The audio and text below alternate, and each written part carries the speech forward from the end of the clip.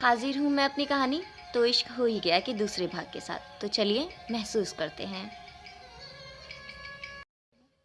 अंतिम दरवाजे की कुंडी लगाकर बिस्तर पर आकर बैठा और राधा की ओर देखा, जो बेसुध बाहर की ओर देख रही थी। अंतिम उठा और सीधा उसके पास जाकर बोला, सुनिए। राधा हड़बड़ाकर मुड़ी और अंतिम को देख सिर पर घूंघट रखती हुई बिस्तर पर जा बैठ गई। अंतिम वहीं खड़ा रह गया और फिर धीरे से मुड़ा। राधा सिमटकर पैरों को पकड़े बिस्तर पर बैठ चुकी थी। अब अंतिम को बात तो करना ही था, आखिर पूरी जिंदगी का सवाल था। तो वो बिस्तर पर जाकर बैठ गया। उसके शरीर के भार का एहसास बिस्तर पर राधा को महसूस हुआ। वो समझ गई अंतिम उसके पास आ चुका है। आज हम दोनों पति पत्नी हो चुके हैं, अंतिम राधा से कहा। घूंघट के पीछे बैठी राधा की भौवें घबराहट और परेशानी से सिकुड़ गईं। उसका पूरा जिस्म एक डर से काँप रहा था। वो डर था पहली रात का। शादी के पहले भले ही सभी औरतें उसे ताना कसती थी कि पति को खा गई, लेकिन शादी होते ही वही औरतें राधा को हिदायत देने लगी पति को कैसे खुश करे। आते वक्त तक उसे हर एक बात बताई जा रही थी, कैसे चुपचाप सुहाग की सेज पर बैठ जाएं और वहाँ कुछ ऐसा ना करें कि इस बार भी उसका रिश्ता खराब हो। जब से राधा की होने वाले पति अर्थ के शहीद होने की खबर आई, उसके बाद तो जिसकी भी कानों में ये बात जाती, सभी यही कहते कि ना जाने किस नक्षत्र में रिश्ता तय हुआ था कि अच्छे खासे लड़के को ये लड़की खा गई। कई ताने सुने राधा ने। बाहर जाना क्या, घर में रहना दुश्वार हो चुका था। राधा के माँ बाप दोनों ही पुराने ख्याल के थे। प्रयाग के एक बड़े कारखाने के मालिक, जिन्होंने पैसा और नाम तो बहुत कमाया, लेकिन बेटी का प्यार कमाना भूल गए। इन सब में छोटी राधा का बचपन तो अकेला ही बीता, लेकिन जवानी भी सिर्फ कॉलेज और घर की चार दीवारी में बीतती रहे। अंतिम राधा को घबराता देख कहा, आप कुछ बोल काहे नहीं रही? हम कह रहे हैं। अंतिम की बात बीच में ही काटते हुए राधा रुआसी आवाज में हाथ जोड़े बोल पड़ी, मैं जानती हूँ हमारी शादी हुई, लेकिन क्या तुम सिर्फ 2 दिन दे दोगे? मैं अब भी इस रिश्ते को समझने की कोशिश कर रही हूँ। सिसकियाँ भरते हुए, सिर्फ 2 दिन। राधा को यूं रोता देख अंतिम उसे शांत करने को हाथ बढ़ाया। देखिए हम, लेकिन कुछ बोल पाता उससे पहले ही राधा पीछे खिसकी और उसका दुपट्टा अंतिम के हाथों में पहनी घड़ी में फंसकर ढलक गया। राधा काँप कर तुरंत अपने हाथ से खुद को ढकने की कोशिश करने लगी। वहीं अंतिम तुरंत ही दूसरी ओर मुड़ गया, बिना राधा की ओर देखे। हम जानबूझकर नहीं किए, हमें तो सिर्फ बात करना था। अंतिम हड़बड़ाकर अपने हाथ से राधा का दुपट्टा छुड़ाकर राधा की ओर फेंका, बिना पीछे मुड़े। राधा अपने दुपट्टे को देख खुद को ढकी। समझ रहे हैं इतना आसान नहीं है किसी ऐसे को अपना मान लेना जिससे आप सिर्फ एक बार भी मिले नहीं। बस देखिए हैं, आप हमारे भैया की पत्नी होने वाली थी। आप तो उनको अपना पति मानी होंगी। हम जानते हैं आप हमसे शादी करने का सोची भी नहीं होंगी। अंतिम राधा की ओर मुड़ा। राधा अपने दुपट्टे को अपने कंधे के इर्द गिर्द लपेट पलके झुकाए बैठी हुई थी। अंतिम आज पहली बार राधा के चेहरे की ओर देखा था, वरना उसके पहले तो उसने बस दूर से राधा को एक ओर देखा, जिसके बाद उसकी कभी मुलाकात ही नहीं हुई, या कहीं वो कभी दोबारा मिलने ही नहीं गया। अंतिम की बात सुन राधा अपनी गीली पलके उठाकर अंतिम की ओर देखी और बोली, तैयार तो मैं तुम्हारे भाई से शादी करने के लिए भी नहीं थी, ये बात उन्हें मालूम थी। कहा था कोई जल्दबाजी नहीं, उन्हें भी समझना था मुझे, और मुझे भी वक्त चाहिए था, जिसके लिए वो जाने के बाद 1 साल बाद आने वाले थे, लेकिन उदासी से। मुझे क्या मालूम था वो चाहेंगे तो आएंगे ही नहीं।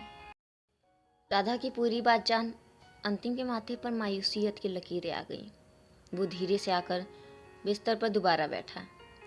देखिए हमारी ज़िंदगी कोरी कागज़ सी है, उसमें रंग खोजना बेकार है। ना ही हम कभी कोरे कागज़ में रंग भर पाएंगे और ना ही किसी को रंग दे पाएंगे। बस इतना ही कहना है, उम्मीद नहीं है हम कोई रिश्ते से। आप भी कौनो उम्मीद मत रखिए, बड़ा सादा जीवन है, किसी को उम्मीद नहीं है इससे, ना पापा को, ना माँ को, जिससे उम्मीद था वो भी हमें छोड़कर चला गया। कहते हुए अंतिम की आंखें भर आई। वो जल्दी से बिस्तर से उठा और खिड़की की ओर मुड़े कहा, आप सो जाइए, हमारी बातें फिजूल हैं। रात ज़्यादा हो गई है, सबकी नज़र में हम पति पत्नी हैं तो कमरे से बाहर नहीं जा सकते, लेकिन दिलासा देते हैं, सपने में भी बिना किसी की मर्जी के उसके करीब आने का नहीं सोच सकते।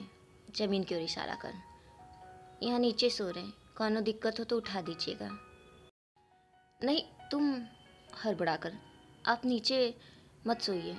राधा अपनी जगह से उठने लगी तो अंतिम उसे रुका और बड़े भोलेपन से मुस्कुराकर कहा, हमें आदत है नीचे सोने की, ये ऊपर वाला कमरा तो कुछ साल पहले ही बना है, वैसे तो हम नीचे वाले गलियारे में ही सोते थे। गलियारे में?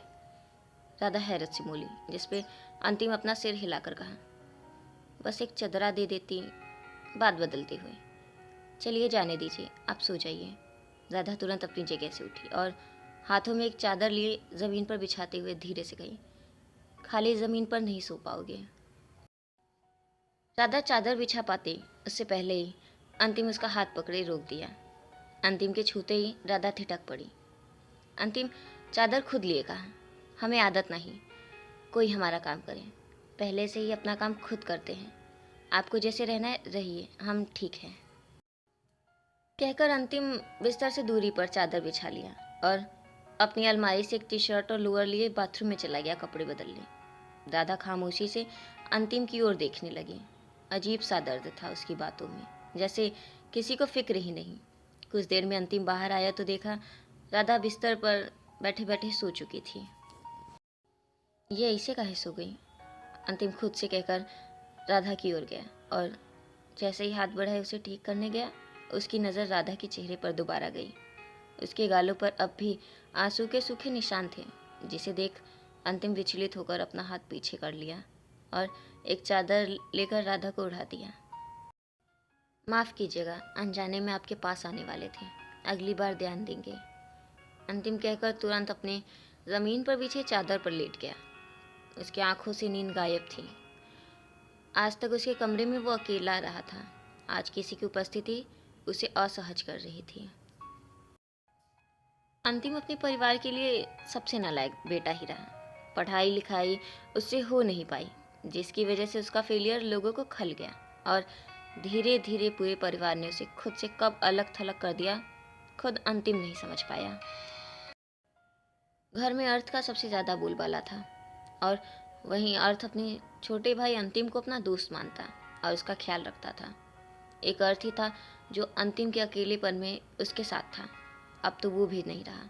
घर में छोटे चाचा के भी 2 बच्चे थे, एक 14 बरस का बेटा और एक 10 साल की बेटी, और बड़े पापा का एक बेटा था पुष्कर, जो बाहर रहता था अपनी पत्नी को लेकर। कुल मिलाकर अब अंतिम ही घर में सबसे बड़ा बेटा बचा और बाकियों की तरह उसकी बढ़िया कंपनी या सरकारी नौकरी नहीं थी, बल्कि गदौलिया में साड़ी की दुकान चलाता था, इसलिए रिश्तेदारों में भी कम पूछ थी। इन सब की वजह से अंतिम हमेशा अलग रहने लगा। तब से सिर्फ तन्हाइयाँ ही उसके साथी बन गई। जीवन साथी के बारे में उसने कभी सोचा ही नहीं, क्योंकि उसे लगता था जो अपने परिवार को खुश नहीं रख पाया, वो किसी और की उम्मीदों पे क्या खड़ा होगा। आज के लिए इतना ही। कहानी पसंद आए तो लाइक, शेयर एंड सब्सक्राइब कीजिए। थैंक यू मेरे प्यारे रीडर्स, मेरा इतना सपोर्ट करने के लिए, और बैकग्राउंड म्यूज़िक आइडिया देने के लिए भी बहुत ज़्यादा थैंक यू। कभी अलविदा ना कहना।